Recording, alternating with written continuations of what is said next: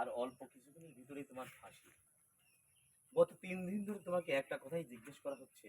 না, আহ, হ্যাঁ, গত 3 দিন ধরে তোমাকে একটা কথা জিজ্ঞেস করা হচ্ছে, তোমার শেষ ইচ্ছা কি? আর একজন ফাঁসির আসামির শেষ ইচ্ছা পূরণ করা আমাদের কর্তব্য। এ পর্যন্ত তুমি একবারও মুখ খুললে না। তো এখন এই শেষ মুহূর্তে তুমি তোমার ইচ্ছা পোষণ করতে পারো যে তোমার শেষ ইচ্ছা কি? স্যার, আমার একটা শেষ ইচ্ছা আছে। আচ্ছা, আপনি বলুন। আমি শুধু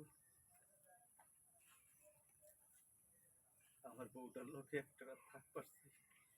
কি বলছো তুমি? এটা কিভাবে সম্ভব? দেখো আরো কিছুদিন 3 দিন পরেই, আগে থেকে জিজ্ঞাসা তোমার তিন কিছু দিন কইলে আগে না? থেকে গেছি তাও তুমি পেলে না, আর এখন বলতেছো? আর তাছাড়া এই শেষ ইচ্ছা স্ত্রীর কাছে যাবে এক রাত, এটা সংবিধানে আছে কিনা আমার জানা নেই। স্যার, আপনার সংবিধান আছে কিনা সেটা আমার জানা নাই স্যার। তবে আমার সংবিধানে এটাই কইতাছে, আমি খালি একটা রাত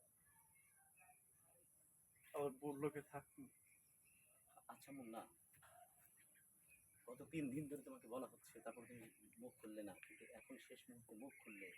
কিন্তু তুমি তো বলতে পারতে অনেক ভালো ভালো খাদ্য খাবার, আদৌ কত ইচ্ছা আছে।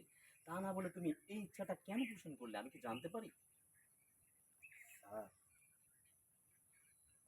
শুনবেন তাইলে? শুনে, কল্পনা